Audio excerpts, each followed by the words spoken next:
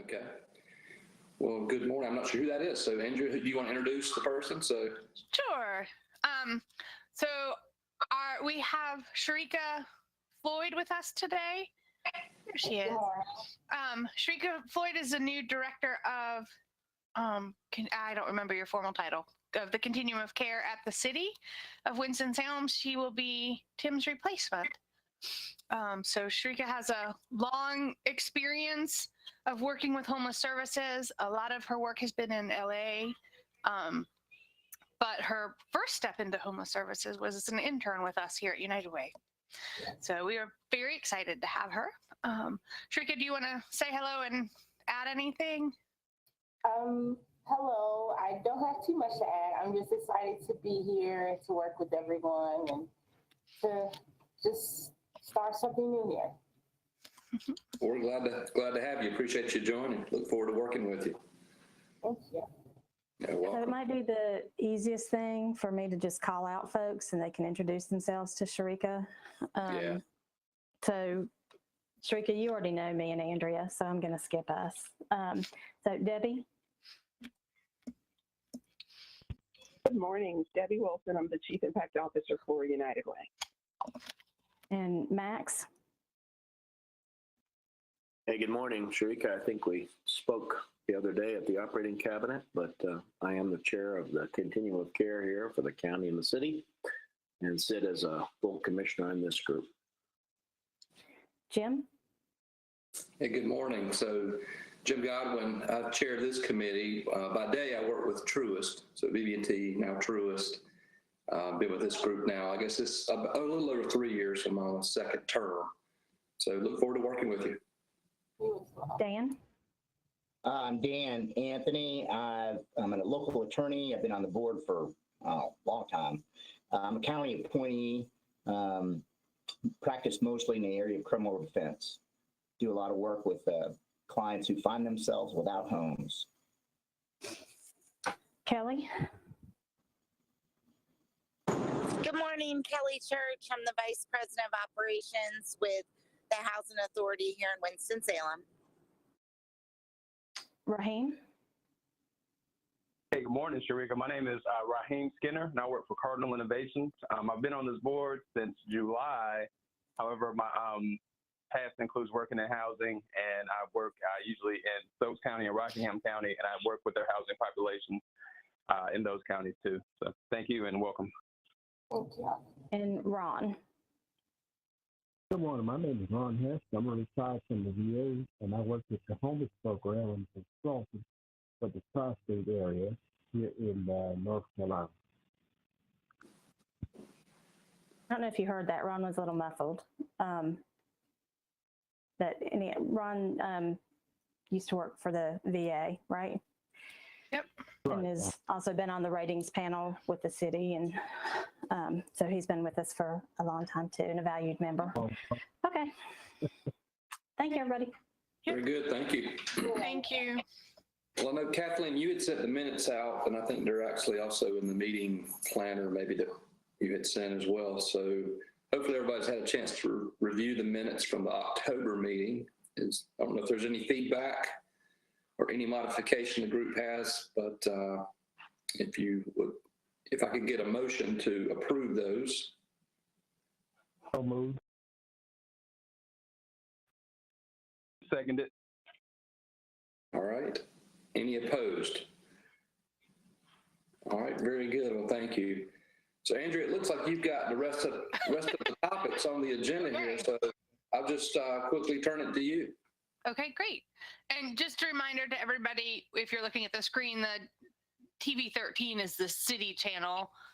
Since we've moved these meetings online and they're open meetings, this is how the city's making sure all the meetings are accessible to people.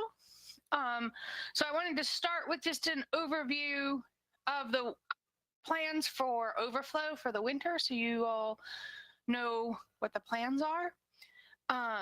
As you know, typically in the winter, Cities with Dwellings runs a Overflow shelter in partnership with local faith communities, and they typically have about 100 spots in 5 different churches. The reason it's structured like that is state building code only allows winter overflow shelters, even in churches, to have a maximum of 20 people in them. They also do not allow children in those overflow shelters. And now with the pandemic, obviously mass shelters are harder to have, and a lot of the churches who typically have hosted those overflows have not been willing to do that this year for safety reasons. So the Cities with Dwellings started over the summer looking at what their plans would be. As a little bit of caveat, they had actually even started last spring at the close of last overflow season looking at how they could do things differently. And the last overflow season, I think they saw over 500 unique people and provided shelter to about 250 of them over the winter. And what they learned is a lot of people were showing up needing shelter that could be easily diverted from homelessness. So with the advent of the pandemic in March, and with the resources coming through the CARES Act, Cities with Dwellings has received funding to run a specialized shelter over the winter for people who have severe and persistent mental illness and are long-term street stayers. And this is the population that they see as sort of the core and the base of who comes into the winter overflow. And then they also have received funding and support for a diversion specialist and a diversion program. So their primary strategies this winter will be doing a lot of diversion of people who are coming into homelessness and making sure that they are able to stay where they have been housed, or reconnect to places where they could be housed in their natural support system.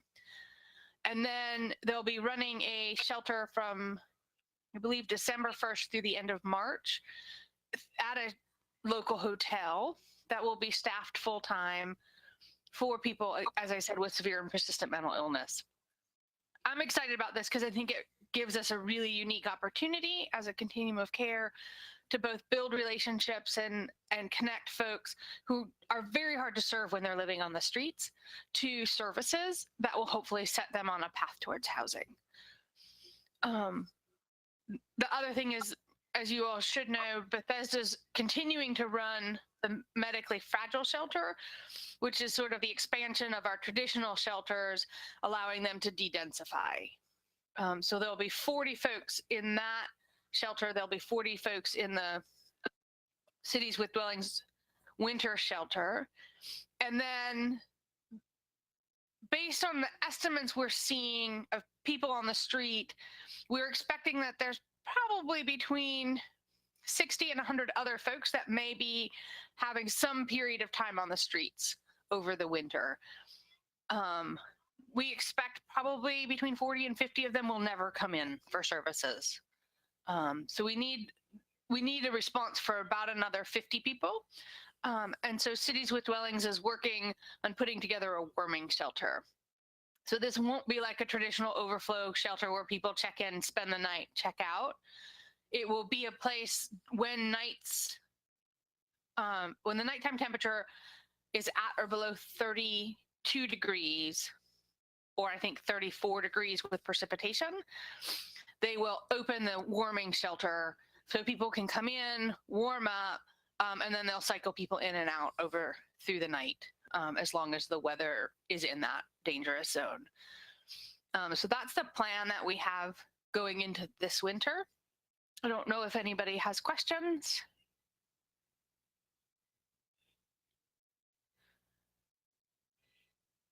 Andrew, is there a limit on how long somebody can be in one of these shelters? I mean, I'm just curious how they work. So they can work in a number of ways. We're actually, I'll have more details this afternoon. Cities with Dwellings is doing a presentation on the warming shelter on our 2 o'clock call. I think the plan is to try and keep them as long as we can overnight, as long as we don't have to worry about capacity limits. So a lot of how our overflow shelter will function will depend on what space they secure. So if we have a big enough space to meet the demand, we'll keep people the whole overnight.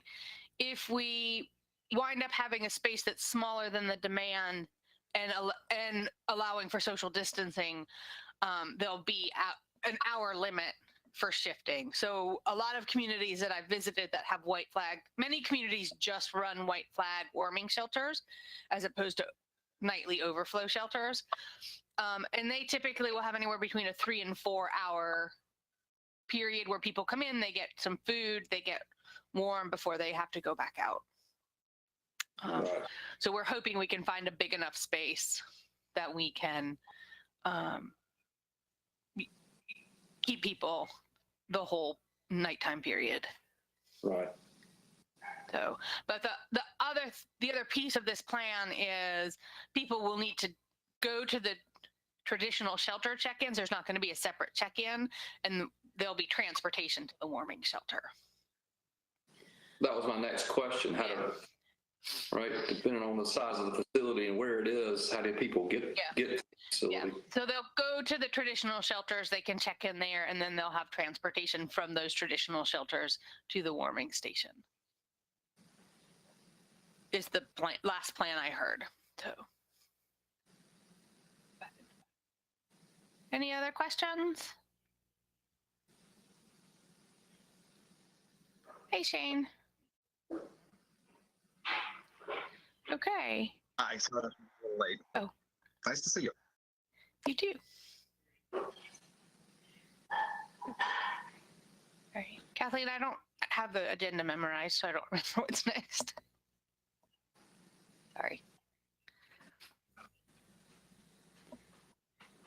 So it looks like compensation for those with Lived experience. Yep. So we had a discussion at the full council earlier this month, and then continued it at operating cabinet. It's also an issue that was a part of the training that we did with Built for Zero at their fall convening this year about compensation for people with lived experience that we have serving on our committees and boards. So on this committee, many of you know Robert Martin. Robert Martin is the appointee who represents the Homeless Caucus and is a person who's on our board with lived experience. He also serves in that same capacity on the operating cabinet. And we have a few other folks that are asked specifically to be a part of our boards or committees because of their lived experience. And so when they're at the table, everybody else around the table has a job that they are getting paid and compensated for their expertise, except for the folks with lived experience. And they are often the folks who have the least amount of resources that allow them to be at the table. So the topic has come up about how we can compensate folks with lived experience. I think certainly in the full council and operating cabinet, there is a strong desire to try and work something out.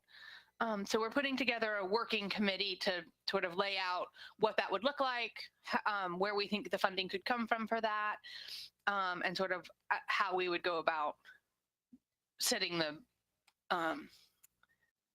rules around accessing that compensation. So we wanted to bring it, eventually it'll come to this group for approval. So we wanted to bring it to you to tell you that this work is going on, ask if there's anybody who wants to be a part of that work group, and then also get your thoughts on this. So Andrea, is this something that we're seeing, in other groups, other cities? Is this a practice that's evolving, or? It is a practice. It's we have had conversations off and on over the last several years for doing it, and for different reasons, it has fits and starts. There are many communities across the country who do compensate people with lived experience, particularly on their continuum of care board. I know also in some of the other initiative work, particularly our Pathways to Prosperity, they are also looking at compensating people with lived experience for participating in the boards and shaping of that work. And Debbie, you can correct me if I'm wrong. I thought that I had heard that even precise promise was looking at how to involve particularly high school students in their education work and looking at compensation plans. And then You are right. yeah, and the Winston-Salem Foundation has been sort of experimenting with different ways to involve people and compensate people for that involvement in decision making about fund disbursement. And then at the Built for Zero convening, I was in a different track, but there was an entire track on involving people with lived experience in your boards and how to make that meaningful for them, and how to sort of allow them to participate at the table as an equal, as opposed to sort of being the, like, you're the homeless person at our table. So I will say there is often, you know, one of the things that Built for Zero talked about in their track on involving people with built experience is it's not just about having tokens on your board, but also about making sure in your hiring and in your staff that you are enriching the positions as you have the ability to with people with lived experience. And so there are many people working in the homeless system who have lived experience as homelessness and have moved beyond that in their life.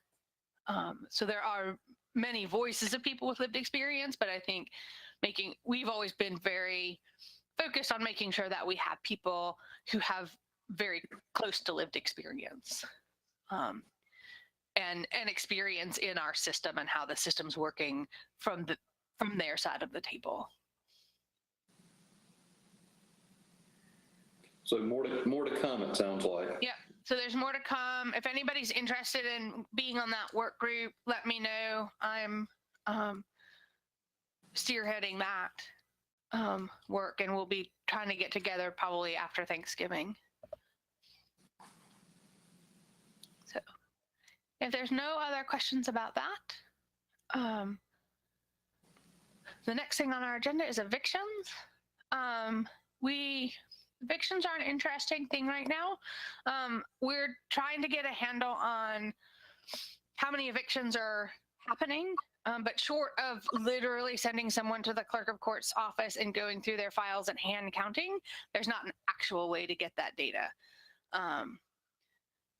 So Shane, I don't know if I know DSS was looking for that data a little while ago. I don't know if you found a better way to get the data. I'm on the way. We found a better way to get it. If you haven't. Okay. So one of the things that's happening with the pandemic is, you know, as you know, many people are having reductions in their income or have lost employment, and are facing evictions. And then this fall, the federal government put in place an eviction moratorium. And a few weeks ago, Governor Cooper did a state-based addendum to that federal moratorium on evictions. The federal moratorium does not stop all evictions. It only stops evictions for non-payment of rent. So there are other reasons that people can be evicted. If you're being evicted for non-payment of rents, tenants have a responsibility then. And now with Governor Cooper's order, landlords have an affirmative responsibility to tell tenants that they have this option, to file an affidavit stating that they have been impacted by COVID-19, that they cannot afford to pay their rent, and that they are working on putting in place a payment plan. And that they have attempted, and the other thing they have to swear to in the affidavit is that they have attempted to avail themselves of all means of assistance to help pay their rent. So one of the challenges that we have is all of the CARES money that Congress put in place to support people around prevention of homelessness is following the ESG regulations, which is good in that those regulations were pre-existing. We know them. We didn't have to learn a whole new set of regulations. The challenge with the regulations is they prohibit us from using any funding to support people if they are not at risk of losing their housing within the next 21 days. And so because of the eviction moratorium, nobody who has back rents that are owed to landlords are at risk of losing their housing within the next 21 days until January 1st. So either we're going to be processing a ton of prevention dollars at about December 15th. And that we're sort of looking at strategies for that. Or we'll be looking at how we use prevention dollars going into January. But we haven't been able to sort of stem off evictions for folks with the prevention dollars that we have in the community. But the other thing we don't really have a good sense of is how many people are in that space of having a looming eviction that might happen January 1st, might not happen January 1st. And it's been sort of a really mixed bag. We've talked with a number of property owners, some who've said we have a lot of people with back rent owed to us that have been impacted by COVID. And we've talked to some property managers that say, most of my folks are in communication with me and we're working out payment plans. Some of them haven't had a huge experience of losing income from rents. So I think everybody's had some experience of it, but the degree has varied from property manager to property manager. Kelly, I don't know, I know we've talked a little bit. I don't know if you have anything to add for what you're seeing at the Housing Authority. Well, we are not evicting anyone. So we are doing payment arrangements with any tenant that owes any backed rent or current rent, but we are not filing evictions for non-payment of rent. We're still filing, obviously. Right, for other reasons. So other reasons would be the other lease violations of law, violation.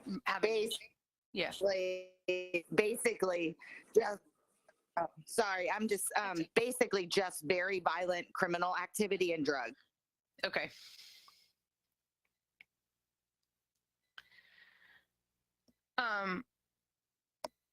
So do folks have questions about evictions? What's happening with evictions? We're trying to keep an eye on it.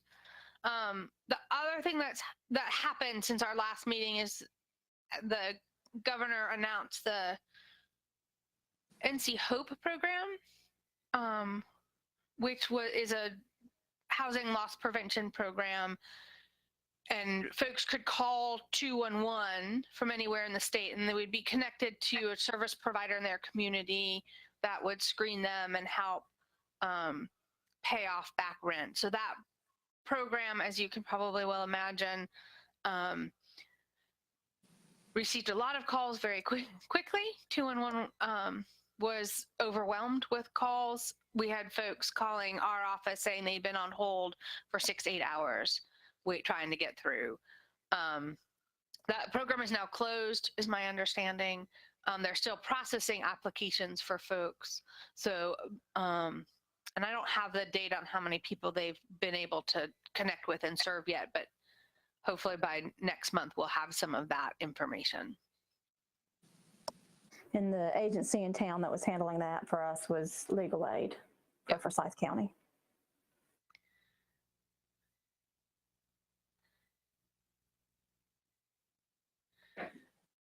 So at this point, Andrew, it sounds like you just don't know what's going to happen. We really still don't know. I mean, it's a big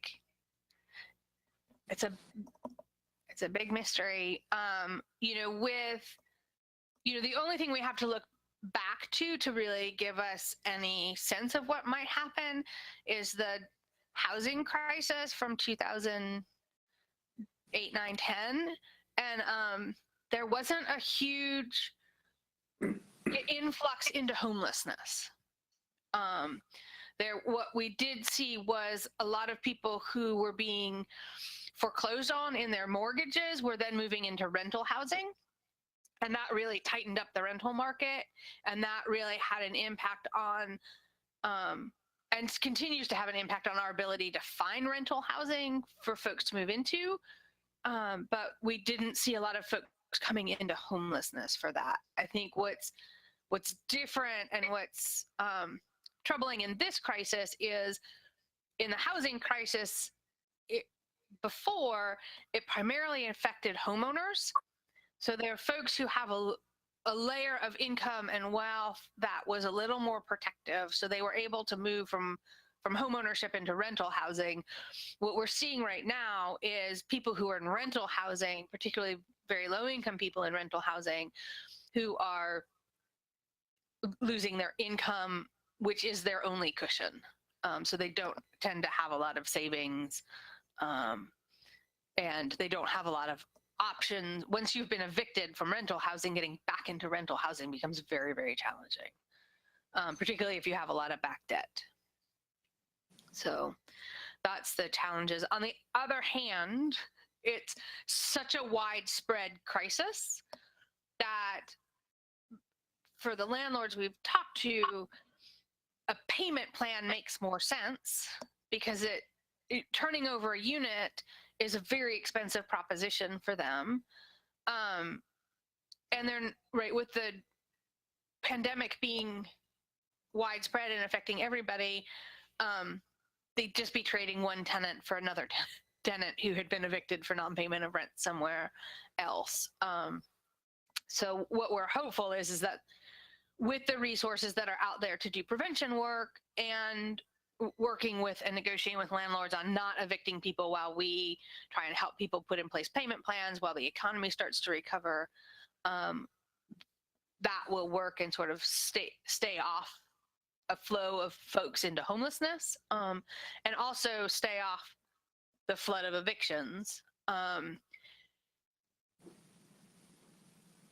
The other challenge is there's just not a lot of housing right now on the market. So as we've looked at trying to rehouse folks, not a lot of place for people to go. So curious, when we've seen homelessness come about as a result of eviction, how often has it been for non-payment versus some of the other reasons why people are evicted? It sounds like the moratorium would prevent, someone losing their home because of non-payment if they can work out a payment plan, but there are other reasons they could lose, their home. So how often do those other reasons cause the homelessness? Yeah. When you look at the homeless population overall, eviction is not the leading cause of folks coming into homelessness, or at least it's not the leading precipitating event. What we have found is that many people coming into homelessness have past evictions and back debt, but the tendency has been for them to then go to doubled up and staying with friends and family for some period of time before they come to the homeless shelter system. And so it's typically not that eviction that's the precipitating event coming to the homeless system. Where we do see people coming in is when they've been doubled up and they lose that doubled up situation. So sometimes it's people staying with friends and family and their lease doesn't allow them to have long-term guests who aren't on the lease. Sometimes it's things devolve in the relationships of people who are doubling up. Sometimes it's just things are so overcrowded. But what we see is that people who wind up at homelessness then have a lot of back debt to landlords. So for the 60 people that we put in the medically fragile shelter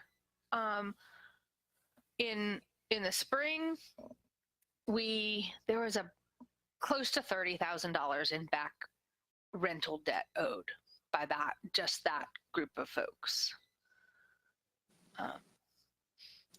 And fortunately, we had gotten a grant at the beginning of the pandemic to help pay off back debt. So we were able to pay off all of those folks back rental arrears, which made it much easier then for them to find housing. But even paying off those back rental arrears, it still took folks 3 to 4 months to find units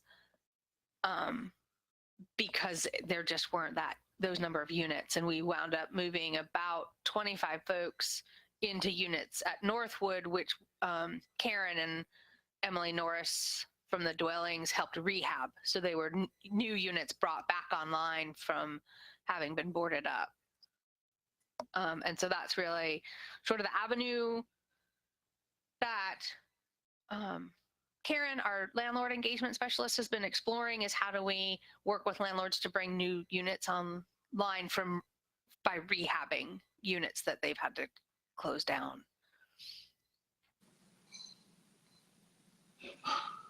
Well, I know we've probably all been surprised we haven't seen another round of stimulus, right? That would help with some of the payment of rent.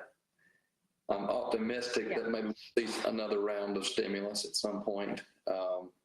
I've also got to think, well, we can't plan for any of these things, right? You have to sort of almost take a worst case kind of approach. But I also think the governor's not going to let January be the last, date where he would extend. I hope not. Yeah.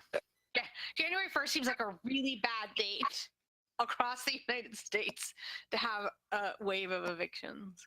Yeah. So, yeah, I'm hopeful. The flip side of this challenge, which we are also very conscious of, is most of our landlords rely on rent to pay their mortgages, right? So the other, we really would like to be able to use the CARES Act money that we do have for prevention to be able to pay off some of these arrears, because the other crisis we don't want is to have a lot of landlords defaulting on their loans on their properties so that we lose the property altogether, like not just our tenant's house, but the whole property. Because the challenge that we've seen in those circumstances is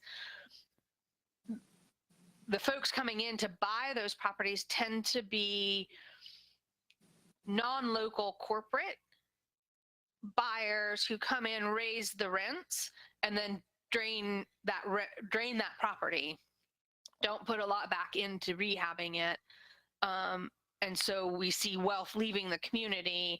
And by the time they then sell that unit in a couple years, the property's deteriorated to the point where we won't put people there because they won't pass inspections. So Karen's found a couple landlords or property owners that are really willing to invest in upgrading their properties and at the same time continue to keep their rents in a range that meets the HUD fair market rent, which has been unusual. So we're lucky to have found a couple of folks willing to work with us that way. So Yeah, the concern I see there, it seems like we're doing a lot. We have to, but we're kicking the can down the road, and there's not a whole lot of plan for when we catch up with the can, how we're going to handle that. And that's tough. it is. Yep. So last month I mentioned that we have a work group right now looking at what are all the issues around affordable housing that impact homelessness, and we're putting together a recommended agenda for advocacy around affordable housing. So that'll be on the December agenda for us all to look at.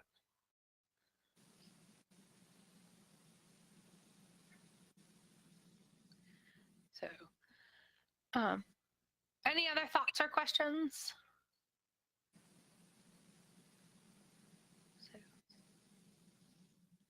Okay, if not, that's all for our meeting today. I appreciate everyone's time and attention. Oh, wait. Mention Tim. Yes, I was going to mention Tim. So Tim somehow snuck in a doctor's visit today, so he's not here for us to roast, but had he come, this would have been Tim's last meeting with us, because he is retiring November 30th. So I wanted to let you all know that, since he didn't come to give us the opportunity to roast him. I've been doing that at every last meeting with him that I've had. So you can imagine he might be trying to avoid that. That was my thought. But I will just for the record say that Tim has been an amazing colleague over the 15 years that I have been doing this work. And our community is so lucky to have had him and his wealth of knowledge. And we wish him the best of luck as he moves forward into his next chapter. So. Yeah, I agree. He was always well prepared and knowledgeable. And I don't know that I ever had a question or heard a question asked. He didn't have a good response back, right, with detail. So great resource.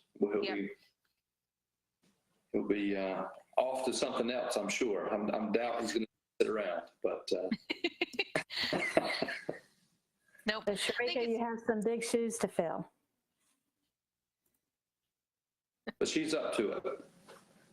Right. Sharika added in the comments that Tim had told her to give the commission his regrets that he's out and can't be with them for his last ever meeting, that he appreciates all of you and is thankful for the job you're doing and will continue to do.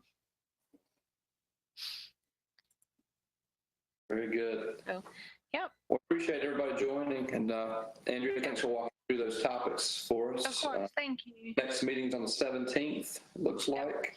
Yep.